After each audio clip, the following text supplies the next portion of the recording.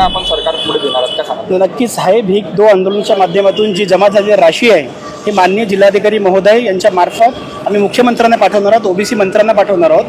हा 1 जुलैचा GR आहे. हा तुम्ही बघू शकता 1 जुलैचा GR.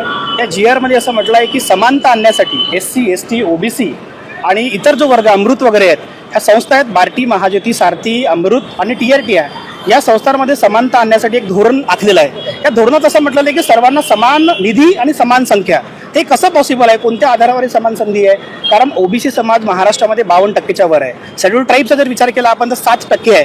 60% समाजाला तितकाच पैसा, SC साठी 13% लोकांना तितकाच पैसा, अमृतमध्ये तर EWSचे विद्यार्थी आहेत त्यांना सुद्धा तितकाच पैसा आणि ओबीसीला सुद्धा तितकाच निधी किंवा तितकी संख्या कशी? हा मोठा मुद्दा आहे. संख्या कपात इतक्या मोठ्या प्रमाणात झालेली आहे की 1300 वरून सरळ 100 संख्या केलेली आहे. लाजिरवाणी गोष्ट आहे शासनासाठी आणि आम्हाला सुद्धा मूर्ख बनवण्याचा प्रयत्न आहे. PhDची संख्या 1300 वरून 100 केलेली आहे. UPSCची संख्या 2000 वरून फक्त 400 केलेली आहे आणि MPSCची संख्या 4000 वरून 1000 केलेली आहे. तुम्ही समजू शकता जवळपास 75% ते 92% विद्यार्थी कपात केलेली आहे आणि विद्यार्थी संख्या कपात केलेली आहे आणि निधी सुद्धा कमी केलेला आहे. निधी सुद्धा समानतेच्या माध्यमातून सगळ्यांना सारखा निधी देण्याचा प्रयत्न आहे.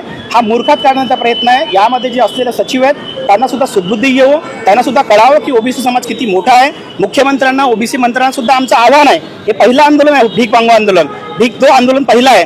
त्यानंतर जिल्ह्यातील काय भंडाऱ्यामध्ये झालं, गोंदियाला झालं, चंद्रपूरला झालं, वर्धेला झालं, आणखी जिल्ह्यांमध्ये भीक दो आंदोलन होतील आणि याहीपेक्षा मोठ्या प्रमाणामध्ये आंदोलन होऊन जी भीक मिळालेली आहे ही भीक आम्ही शासनाला देणार. शासनाकडे निधी नाही असं आम्हाला वाटतंय. शासन कंगाल झालेलं आहे. शासनाकडे निधी नसल्याकारणाने हे अशा प्रकारचे पराक्रम शासन करताय.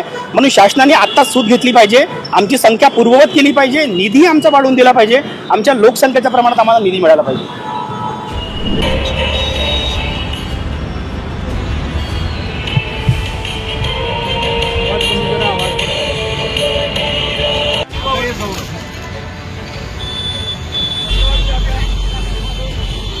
सरकारला भीक द्यायची